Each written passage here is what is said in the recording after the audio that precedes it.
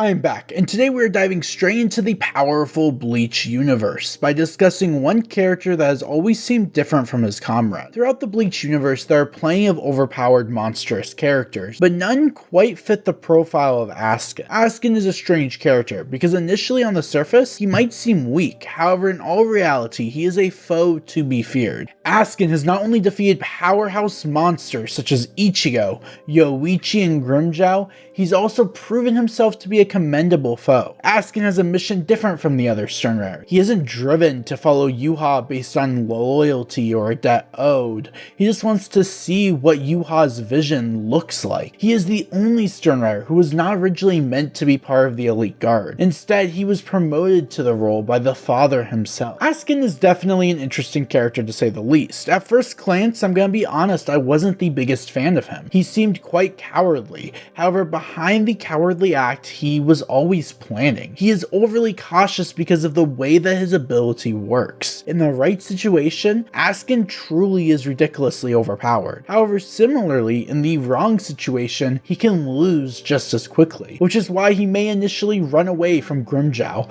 but then be able to one-tap Grimmjow only moments later. But let's enter the meat and potatoes of Askin's capabilities overall. Askin was blessed with the ability called the Death Dealing. He can decrease or increase the lethal point of any substance that he consumes inside of his opponent. The best example is when he fights Oetsu. He chooses to decrease Oetsu's lethal blood count, paralyzing Oetsu's body until Oetsu slices his neck in chapter 602. This would be allowing Oetsu to move around freely as he is losing blood to get below the lethal amount Askin created. Now here's the other note. Under normal circumstances, his opponent would not be able to do this, as it would result in them dying from blood loss. In this conflict, however, Oetsu is lucky to have Tenjiro, which is the complete counter to Askin's ability, being able to replace the bad blood with the good blood. Despite this though, Askin is still a formidable opponent. It's important to know that blood is far from the only substance he can control. It's the lethal doses of any substance he's consumed. Another ability he has that makes his durability absolutely insane is his ability to raise his own lethal dosage to an attack he has received. This is a method that he uses to heal from burns and attacks that his opponents do to him, and while he heals, he is also able to quickly become immune to any future attack against him. He does this by analyzing the Reiatsu of the attacks that hit him, and then once he activates the ability, he becomes immune and cannot be damaged by that opponent unless the Reiatsu structure at its core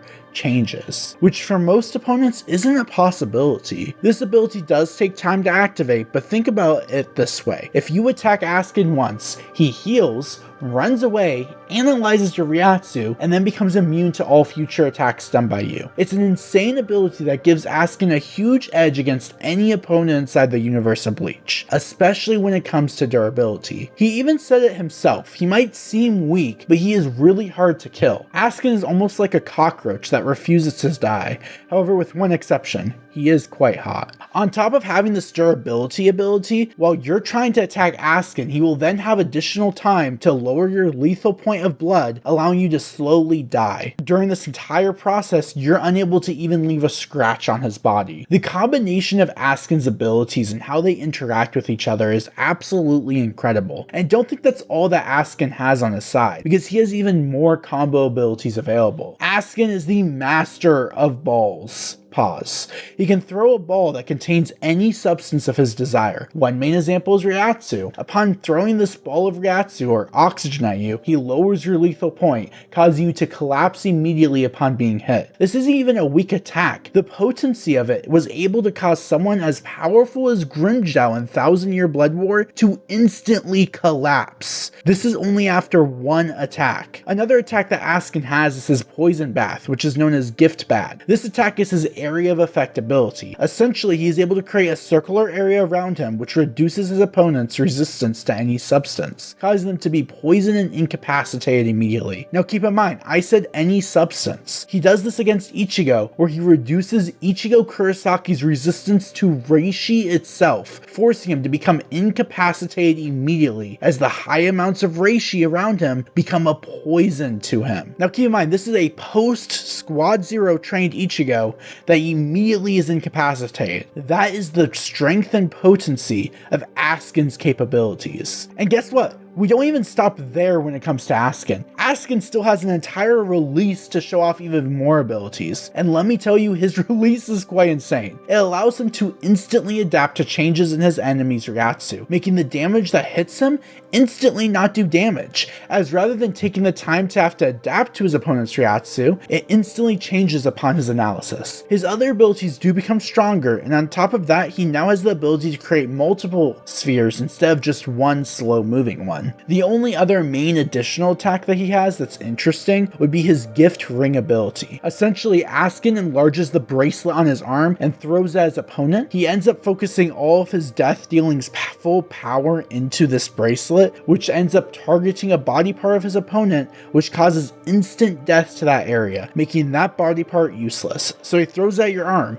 Congratulations, you now only have one arm to use throughout the rest of the fight. You're pretty much useless. So now that has come to Askin's power scaling as a whole, we've spoken about his durability, his hacks, his overall strength. What about other aspects that come into a character's skill chart when it comes to analyzing their strength? Firstly, Askin is extremely fast. While he can't keep up with somebody like Yoichi in her cat goddess form, he is able to outrun very quick characters like Grimmjow very easily. I know many might look at this panel claiming it was a gag moment, however that is just an aspect of Askin's character. His goal is to make his opponents underestimate him, and believe it or not, it might be a gag moment, but he still literally outran Grimmjow. That's undeniable. As it's stated, Grimmjow was chasing him for a long time. Grimmjow now does eventually catch up to Askin, but I believe Askin allows it because he is ready to one-tap Grimmjow, which he immediately does, and paralyzes Grimmjow to the floor, beating him. Another evidence of his speed is, while he might not be as fast as Yoichi, he does have the ability to dodge Yoichi's attacks before she enters her special form. Manga readers know what I mean by that special form. While prior to this she does land attacks on him, when he is seriously trying to fight her, he's able to pretty easily dodge attacks. This is a huge speed feat considering she is the ex-leader of the Stealth Force. Coming into two other major capabilities of Askin, I would have to say his intellect and performance capabilities are some of the most crucial. Askin is incredibly intelligent. Now don't get me wrong, I'm not saying he is as smart as somebody like Kisuke. However, I believe because his final opponent is Kisuke, he gets a bad rep on his intellect. He is able to nearly perfectly analyze a person's blood count, weight, and height by simply looking at them once. He is literally only 2 kilograms away from his analysis on Oetsu. That means his head is doing the math of his belief on the bone density, the fat percent, and the blood percentage of Oetsu's body. And he is nearly able to perfectly figure it out by just simply looking at Oetsu's physique alone. As an observation skill, that is insane, but as an intellect skill, it takes it to a whole new level. You have to keep in mind, it's not an ability that gives him this information. He is figuring it all out by scientifically analyzing the person he is looking at. He also is incredibly good at analyzing the situations around him and figuring out what his opponent's intentions are. He can kind of read the face of his opponents and know how to act accordingly. And again, this goes really well with his capability of performing. As mentioned earlier, he's able to read his opponents, and then he pretends to be weak, tricking his opponents into underestimating him, and then he's able to immediately turn around, paralyze his opponent, become immune to his opponent's attacks, and then be able to poison that opponent and make his opponent slowly die while instantly being paralyzed. Askin is a force to be reckoned with. And while one might argue Askin is one of the weaker elite guards, you can't claim he is weak. He was able to defeat monstrous characters like Ichigo and Grimmjow, and that's not me scaling him to Ichigo, keep that in mind, because he did use his hacks, but you have to also keep in mind he was able to strategically work around his own weaknesses through his convincing acts and the presentation of himself directly to these individuals. He intelligently avoids death from Yoichi and was able to stay around to bother Kisuke, someone who Askin immediately feared and recognized his capabilities. I think his line where he realizes how unlucky he is to be the one to fight Kisuke says it all. He knows Kisuke always has a plan at all times, and the danger of this conflict is for him. Also, side note, for him to be able to force a war potential to enter Bankai is a power statement in and of itself. Askin is a character that I genuinely enjoyed. One of my largest problems with the story of Bleach is how the elite guards lose their battles, but the Askin conflict, in my opinion,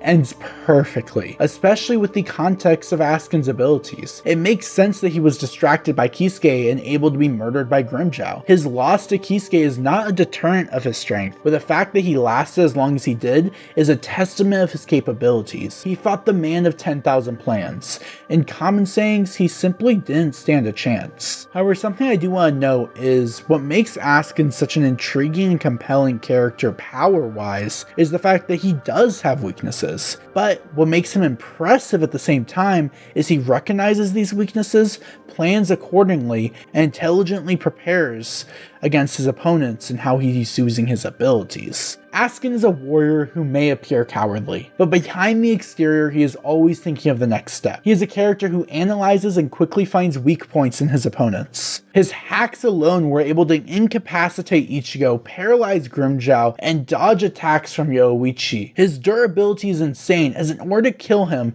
it had to be a surprise attack coming from somewhere that he could never sense or see. His speed matches that of Grimmjow's with the capability to dodge attacks from Yoichi. He is truly an opponent to be feared, and while he may not compare to Jugrim, Gerard, or Yuha, his power and capabilities will always be one that are perfect. His ending is satisfying, and out of the elite guards, I believe he has the second best death. Where does Askin rank among the Stern Riders though? If I'm being honest, I believe that he's weaker than Gerard, Ugrim, and Lilybaro. I would personally place him in the same tier as Pernida, as I believe their hacks are both comparable. Both need a scientist to be the one to defeat them, and while Pernida might be scarier as a foe, Askin's acting capabilities and strategies place him equal to or above.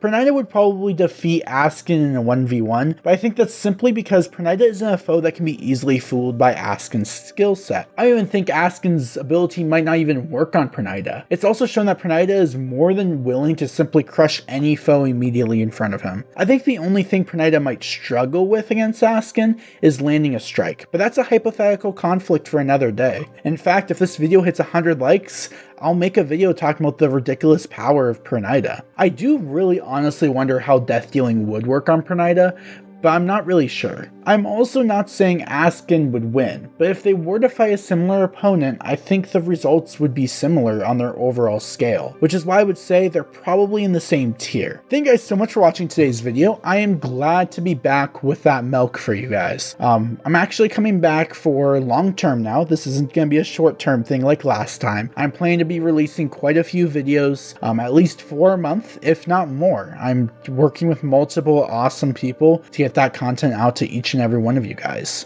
So if you guys want to continue on this journey and watch more Bleach related videos and other anime related videos, hit that subscribe button and drop a like down below. Like I said, 100 likes and we'll make it the 4th part of the Ridiculous Power series, which I'm more than willing to do. We still have Pernida and Lilybaro left. But yeah, thank you guys so much for watching, and I'll speak with you guys next time.